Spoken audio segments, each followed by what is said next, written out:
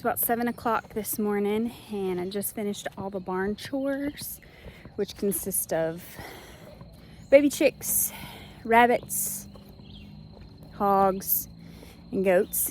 And now I'm about to take you along and show you what moving almost 200 meat birds on pasture looks like, and all of those morning chores. So follow along. I do want to preface this video, since this is our first video, to let you know I am not a content creator. I am not a videographer, marketing designer, or anything. I'm just here to show you what real farming looks like on a daily basis. We're not real heavy on YouTube. We were a little heavy on TikTok there for a while. You'll find us more on Instagram and Facebook, sharing pictures and stories about what we're doing. But I watch a lot of YouTube videos. I know they're extremely helpful, so I try to do that for our viewers and our followers. I'll do my very best to make these videos as viewer friendly as possible, but I am not making any promises. So there's that. We were not completely blessed with irrigation, so we use probably anywhere around 300 to 600 feet of water hose to get where we need to go. It works for now until we can figure out our irrigation system. But we have one hose that goes to the chickens and one hose that goes all the way down there to the cows. With farming, you just do what works within your budget. You don't have to have big, nice, fancy stuff that everybody shows on social media. You have to get what works for you and your farm or your homestead and make do. And that's what we do. So, it's not the nicest stuff, but I don't really care. It serves its purpose, and that's all we need it for. Our motto is, it doesn't have to be fancy, it has to work. So, and a lot of these, some people out here like to show off all their fancy work, but it doesn't do the job. And we like things that do the job. We currently have 5 chicken tractors out on pasture right now. We've got about 25 to 30 birds in each, except for this last one way down here. It has smaller birds in it. They're not quite big like the other ones you see here. So we can put a little more in there until we get some of these big birds out of here in a couple weeks. We're gonna feed and water these birds and rinse all their stuff out and actually move them to fresh greens. So you'll see what the grass looks like that they're currently on, and then what it's gonna look like where they're going. And they're immediately gonna start chomping on those bits of grass, and it's pretty cool to watch.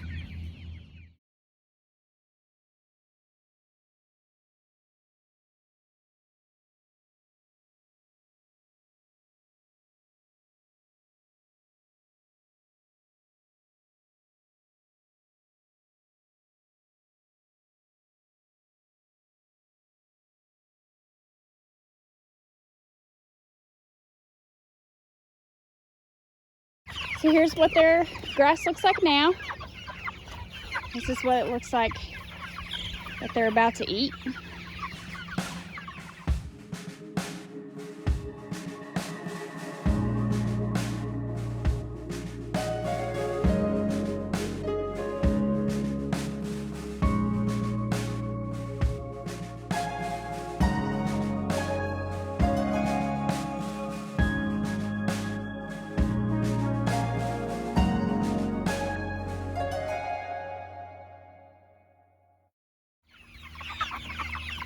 They immediately begin to forage. Chickens forage best in the mornings.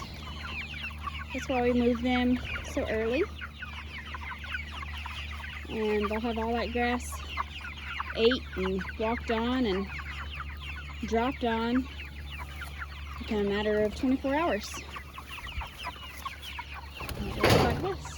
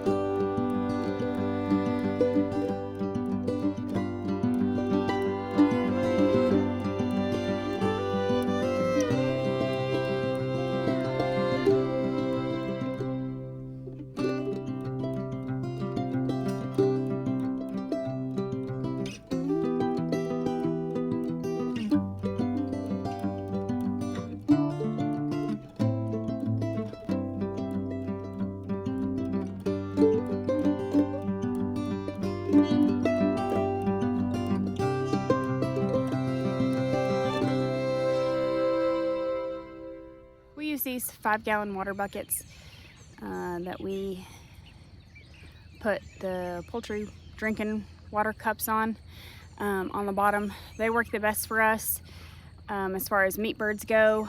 They get a little dirty on the top because surprisingly these meat birds aren't very lazy. They'll jump up and roost, but it's a lot easier for us to clean rather than the $35 or $40 huge 5-gallon water tanks that you're going to find at your farm store.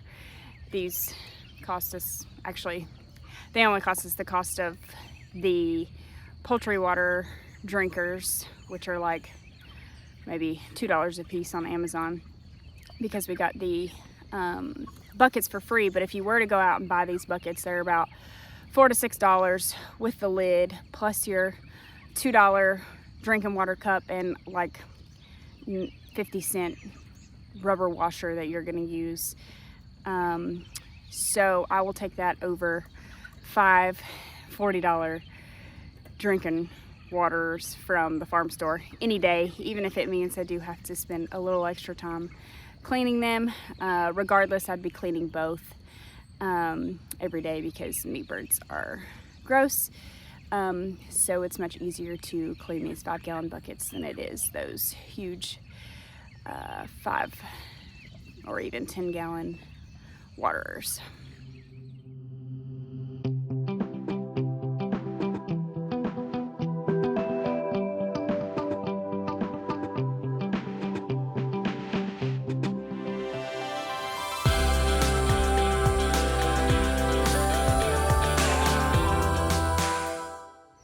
And then we do a quality control check, make sure everybody's in their tractors, everybody looks happy. And we'll go check on this baby cow that's over here somewhere. We had our first ever bull calf on the farm about a week ago, I guess. And that's the start of our calving season.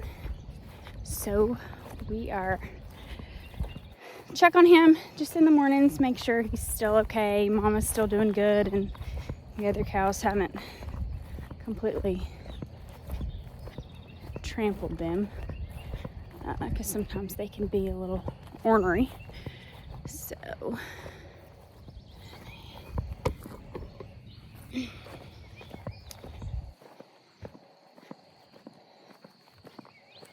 there the little baby is.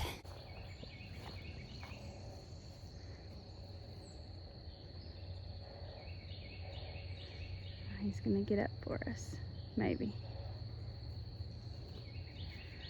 We have named him RJ. There's Big Daddy over there. That's Rip Hoss. So since he's our first bull calf, he gets the name Rip Jr. So that kind of covers a quick tutorial of how we take care of 200 meat birds out on pasture. Move them every single day.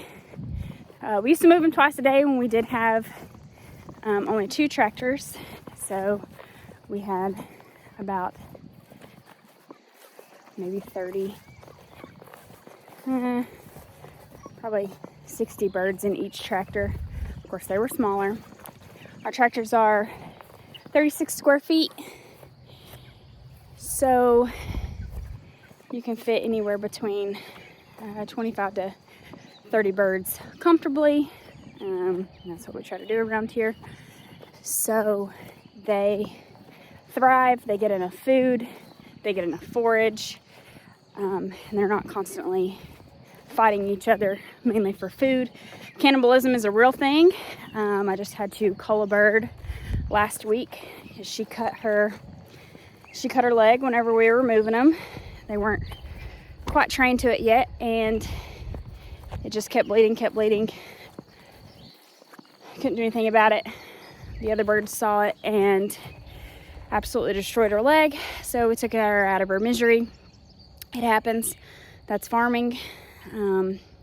It sucks every time, but we get through it. Hope you guys come back if I have another video. We'll see.